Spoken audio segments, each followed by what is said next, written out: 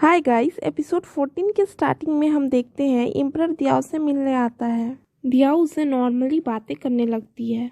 दियाओ को ऐसा करता देख इम्परर उससे कहता है, तुमने जो देखा और तुम जो सोच रही हो वैसा कुछ भी नहीं है। दियाओ कहती है, तुम ही बता दो फिर सच क्या है और तुम उसके रूम में क्या करने गए थे। ये सुनकर इम्परर कहता है, दियाओ क्या तुम्हें मुझ पे बिलीव नहीं है।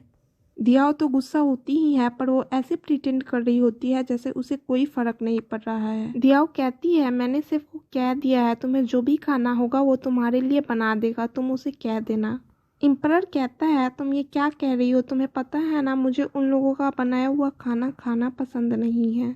दियाओ कहती है, मेरा खाना हो गया, अब मैं यहाँ से जा रही हूँ। ये देखकर इम्परर कहता है, क्या तुम्हें मेरी बातों पे विश्वास नहीं है। नेक्स्ट सीन में क्वीन मदर प्रिंसेस जुआन को बुलाकर पूछती है, तुम्हारी हिम्मत कैसे हुई एम्परर को सिड्यूस करने की। जुआन कहती है, मैंने कुछ नहीं किया था, वो तो एम्परर ने किया था। अगर मुझसे गलती हो गई है तो आप मुझे माफ कर दीजिए। क्वीन मदर कहती है, क्योंकि कोई बड़ी गलती नहीं हुई है इसलिए मैं तुम्हें माफ करती हूँ, तुम अब यहाँ से जा सकती हो। इधर वैंग दुआन का वेट कर रहा होता है। दुआन आते ही पूछती है, तुम यहाँ क्यों आए हो। वैंग कहता है, तुम जो मेरे लिए इतना बड़ा काम की हो तो क्या मैं तुमसे मिलने भी नहीं आ सकता।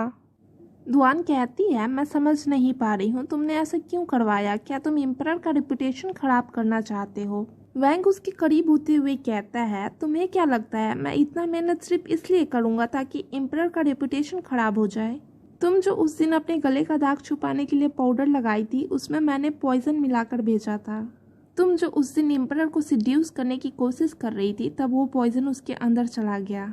फिर हम देखते हैं एम्परर दियाओ के फादर से कह रहा होता है, आपने तो मेरे स्टेट को प्रोटेक्ट कर लिया है, इसके लिए आप 1000 एकड़ जमीन ले सकते हैं। क्या अब आपको नहीं लगता है कि आपको अपना मिलिट्री का पावर छोड़ देनी चाहिए। आप अपने फोर्स को अब मेरे हवाले कर दीजिए। ये सुनकर दियाओ के फादर एम्परर की तरफ गुस्से से आगे बढ़ते हैं। ऐसा करता हुआ देखकर एम्परर डर जाता है और वो कहता है, आप ये क्या कर रहे हैं। दियाओ के फादर कहते हैं, जब फर्स्ट एम्परर जिंदा थे उन्होंने भी मुझसे ऐसे बात नहीं की, तुम्हारी हिम्मत कैसे हुई मुझसे ऐसे बात करने की। तुम्हें क्या लगता है तुम मिलिट्री को संभाल सकते हो। दियाओ के फादर के जाने के बाद एम्परर के मुंह से ब्लड आने लगता है, क्योंकि अब एम्परर के बॉडी में वैंग का दिया हुआ पॉइजन फैल चुका होता है।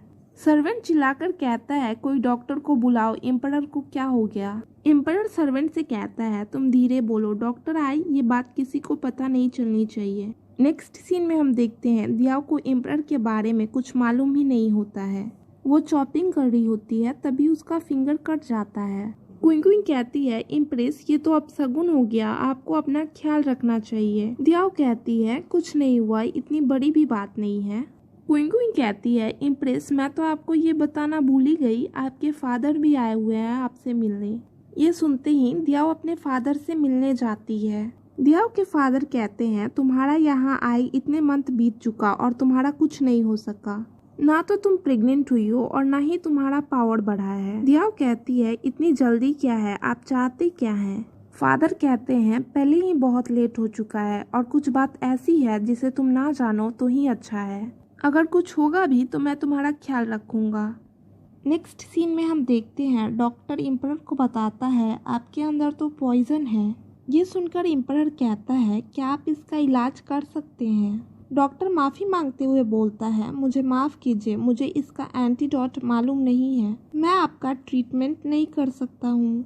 एम्परर कहता है, अगर आप मेरा इलाज नहीं कर सकते हैं तो ये बात अपने तक ही रखिएगा, ये बात अगर हवा के साथ भी बाहर गया तो आप जिंदा नहीं बचेंगे।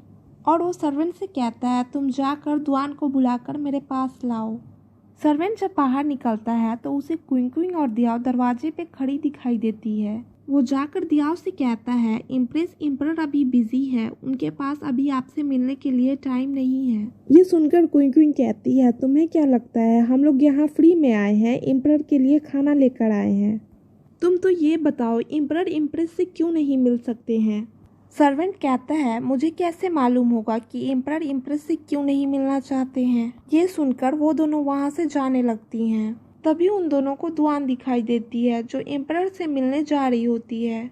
वो जानबूझकर दियाओ को बताती है, मैं तो एम्परर से मिलने जा रही हूँ, पर आप क्यों वापस जा रही हैं, क्या एम्परर आपसे मिलना नहीं चाहते। ये सुनकर दियाओ कहती है, मुझे तो तुम्हारा हेल्थ अब बिल्कुल अच्छा दिख रहा है, फिर तुम यहाँ क्या कर रही हो? तुम्हें तो अपने पैलेस वापस जाना चाहिए। अगर तुम वापस नहीं जाओगी फिर लोग तुम्हारे बारे में गॉसिप करने लगेंगे कि तुम अपने हस्बैंड को चीट कर रही हो। दुआन कहती है, इम्प्रेस, क्या आपको नहीं लगता अगर एम्परर चाहेंगे तो लोग मेरे बारे में कुछ नहीं कह सकते हैं? दियाओ कहती है, हाँ हाँ सही कह रही हो तुम, पर पहले तुम्हें जाना चाहिए। एम्परर तुम्हारा अभी भी वेट ही कर रहा होगा। दुआन आते ही पूछती है, एम्परर आपको क्या हुआ है? क्या आप ठीक हैं? एम्परर कहता है, मुझे क्या होगा, मैं तो बिल्कुल ठीक हूँ, मुझे बस सर्दी लग गया है।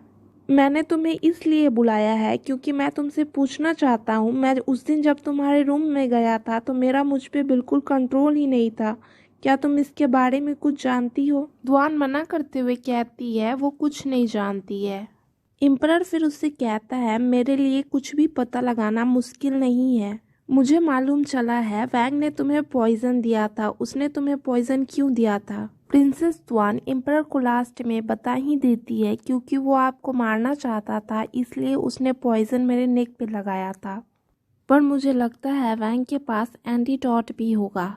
ये सुनकर एम्परर को दुआन की फिक्र होने लगती है। वो दुआन से कहता है, तुम बिना परमिशन के पैलेस से बाहर नहीं जाना, मुझे लगता है वो तुम्हें भी नुकसान पहुंचा सकता है।